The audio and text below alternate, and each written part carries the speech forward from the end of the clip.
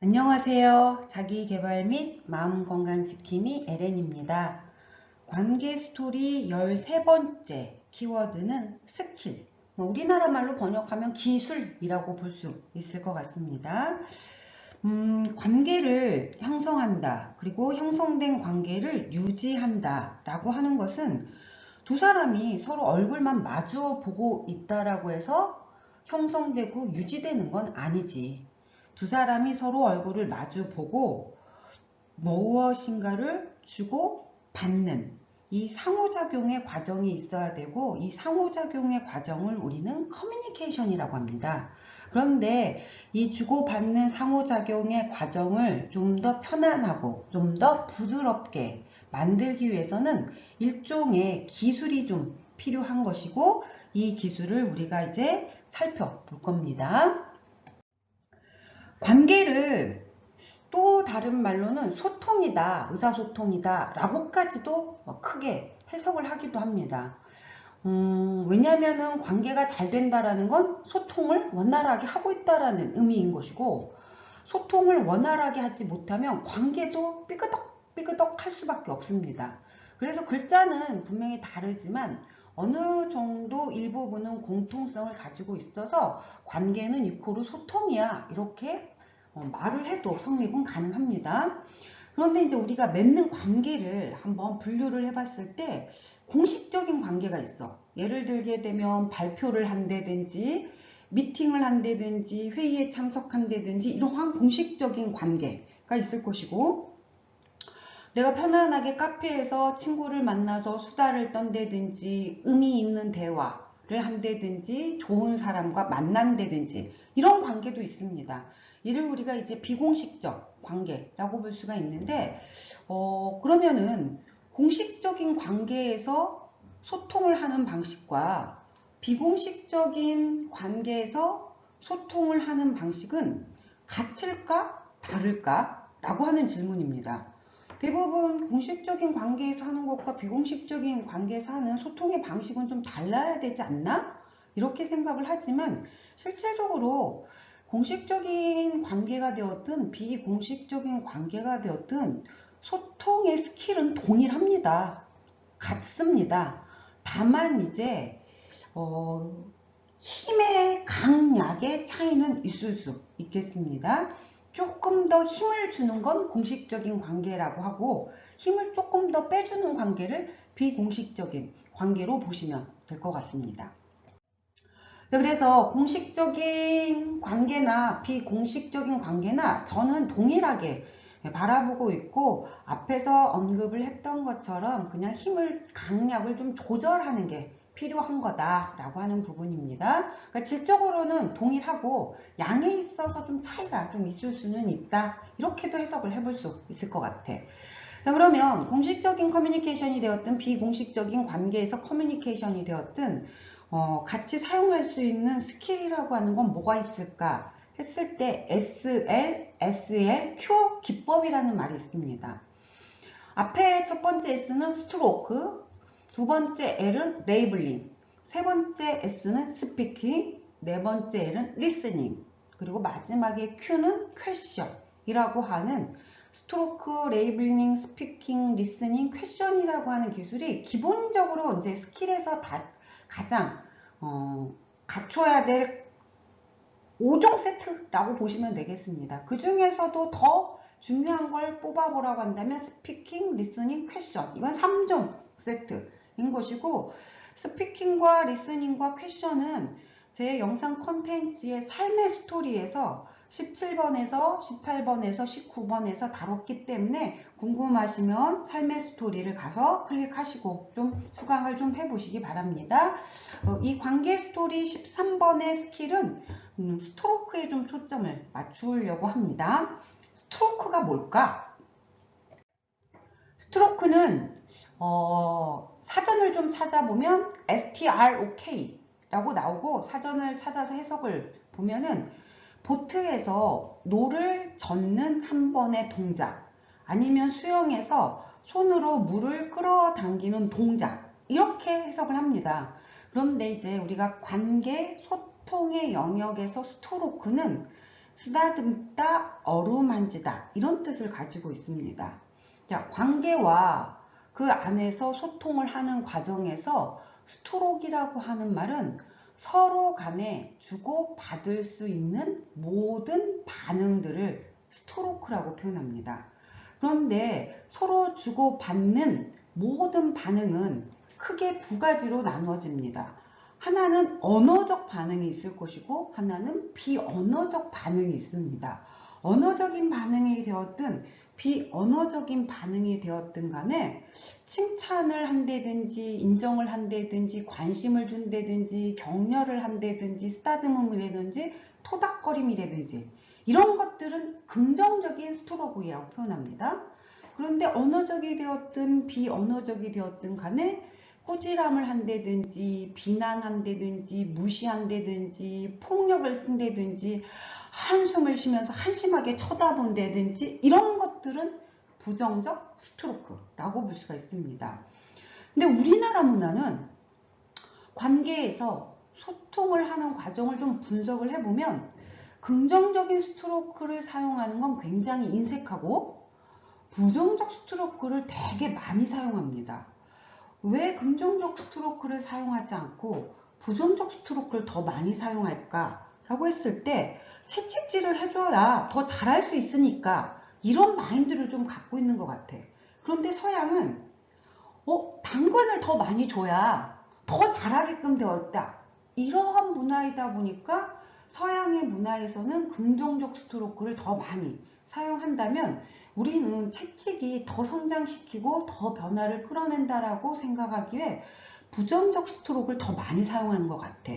그런데 한 개인의 성장적인 측면에서 객체의 발달과 성장적인 측면을 좀 분석을 해보면 부정적 스토로크로는 성장하기가 어렵습니다.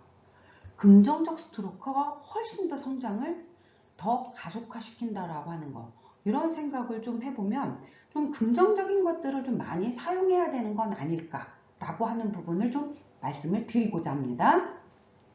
토마스 해리는 사람에게 스토로크가 없으면 심리적 죽음과 같다라고 하는 말을 했습니다. 그런데 이제 부정적 스토로크라도 차라리 없는 것보다는 나은 거 아닌가? 이렇게 해석도 할 수 있습니다. 그런데 일면에서는 맞는 말입니다. 정말 아무도 나한테 사랑과 호기심, 관심이 없으면 나는 생존할 수가 없기 때문에 살아가기가 힘들기 때문에 장난이라도 쳐서 말장난이라도 아니면 큰 행동의 장난이라도 쳐서 나 좀 바라봐줘 라고 하는 이런 행동을 하는 경우도 있습니다. 그래서 차라리 무반응보다도 뭔가 부정적으로 바라봐주는 거 이런 것들이 더 가치가 있는 건 아닐까 이러한 생각도 해볼 수 있을 것 같습니다. 근데 부정적으로 바라보기보다는 이왕이면 좀 더 나아가서 긍정적인 스토로크를 하는 게 더 훨씬 더 매력적이다라는 거 잊지 마시기 바랍니다. 자, 부정적 스토로크는 결국에 상대방의 마음을 불편하게끔 만들 것이고 그 불편한 마음은 서로 간의 의견을 대립시키고 그 의견의 대립이 차이를 만들어내서 감정을 악화시켜서 싸움으로 변화시킬 수도 있습니다. 우리가 일상에서 사용하고 있는 부정적 스토로크를 보면 또 틀렸어? 틀렸어. 이거는 부정적이진 않습니다. 뭐 틀린 걸 틀렸다라고 하니까. 근데 뭐가 부정적이냐? 또! 라고 하는 단어입니다. 또. 늘, 항상, 너는 맨날 이런 단어들은 되게 부정적 스토로니까 조심하셔야 될 것이고 당신이 하는 일이 너가 하는 일이 그렇지 뭐 모르면 가만히나 있지 왜 나서니? 니 왜라는 거? 야 그것도 질문이라고 하나? 할 거면 좀 제대로 하지. 너가 뭘 한다고 큰 소리니? 이런 언어적인 것들 그리고 내 앞에 나를 놔두고 자꾸 딴 곳을 쳐다보는 것들 이런 것들이 전체적으로 다 부정적 스토로크입니다. 제가 요즘에 젊은 세대들의 문화들을 들여다 보면서 어쩌면 얘네들은 그냥 부정적 스토로크에 학습되어 있어 길들여져 있는 것 같아. 그래서 관계를 맺고 대화를 할 때 안타깝게도 상대방을 바라보지 않고 폰만 바라보고 있으면서 관계를 맺고 소통을 하려고 하니까 자꾸 삐그덕이라고 하는 오류가 일어날 수밖에 없고, 그러니까 그 삐그덕거림이 싫으니까 나는 그냥 혼자 있을래. 혼자가 편해. 혼자가 자유로워. 혼자가 좋은 것 같아. 그래서 점점점 말셀프 제너레이션이 되는 것 같고, 이런 부분들은 조금 안타깝습니다. 자, 긍정적 스트로크는 상대방의 기분이라든지 상대방의 마음을 혹은 상대방이 하고 있는 행동을 내가 인정해, 존중하겠어, 승인하겠어 라고 하는 것들입니다. 근데 우리가 한번 살면서 상대방을 다운시키면, 깎아내리면 내가 어때? 내가 굉장히 좋은 사람이 돼? 내가 굉장히 매력적이고 유능한 사람이 돼? 안 그래. 타인을 깎아내린다라고 해서 내가 업되는 거 절대 아닙니다. 그러니까 타인을 깎아내리는, 다운시키는 행동이라든지 언어라든지 단서 같은 건 되게 조심하면서 좀 살아야 되지 않을까 싶습니다. 자, 긍정적 스토커 예를로는 굿! 너가 좀 자랑스럽구나. 항상 좋은 결과 있을 것입니다. 라고 하는 거, 너 정말 대단한 거 멋있게 해낸 것 같아. 너의 역할과 당신의 재능이 우리 팀의 성장에, 성공에 혹은 변화에 큰 기여를 했습니다. 나는 너의 헌신에 되게 감사해. 라고 하는 이러한 언어적인 혹은 비언어적인 단서들, 이런 것들을 갖다가 우리가 긍정적 스트로크라고 볼 수가 있습니다.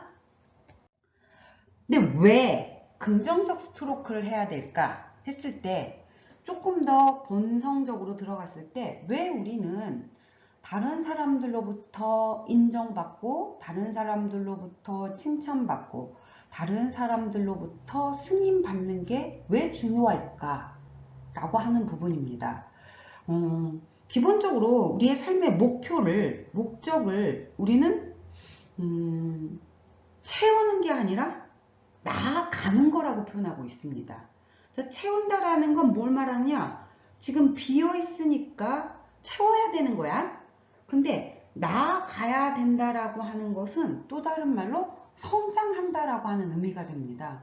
자, 대부분의 사람들의 삶의 궁극적인 목적은 비어 있는 것을 채우려고 하기보다는 더 나아가기 위한 성장이 궁극적인 목적이 될 텐데, 왜 우리가 타인으로부터 인정을 받고 승인을 받고 존중을 받는 게 중요하냐라고 할 때, 결핍이 되어 있으면 성장을 할 수 없습니다. 이거는 결핍되어 있기 때문에 채워야 되는 게 목표인 거야. 그래서 충족하는 게 목표인 거야. 이게 다 채워져야 그 다음에 위에 있는 한 단계 올라가는 성장이 가능해지는 겁니다. 그래서 결핍 이후에 이 결핍된 게 채워져야 그 다음에 성장이 가능하기 때문에, 결핍의 욕구를 충족하기 위해서는 인정과 승인과 존중이 중요할 수밖에 없습니다. 매슬로우라는 심리학자가 인간의 욕구를 생리적인 욕구, 안전의 욕구, 소속감의 욕구, 존중의 욕구, 자아실현의 욕구로 나누어서 설명을 했고, 마지막에 꼭대기층에 있는 자아실현의 욕구를 성장의 욕구라고 표현했어. 자, 그럼 성장하려면 앞서 말했잖아. 결핍된 건 채워야 성장이 된다라고 했고, 자, 생리, 안전, 소속감, 존중은 좀 채워야 되는 욕구인 거야. 그래서 가장 마지막 존중의 욕구까지 내가 채워지면 난 이제 내 어깨에 날개 달을 거야. 그래서 훨훨훨 날아갈 거야. 자아실현의 욕구를 향해서 가는 게 가능해지는 겁니다. 그래서 우리가 인정받고 존중하고 칭찬하는 거, 이러한 삶의 방식들을 우리가 관계에서 많이 사용을 하셨으면 좋겠습니다.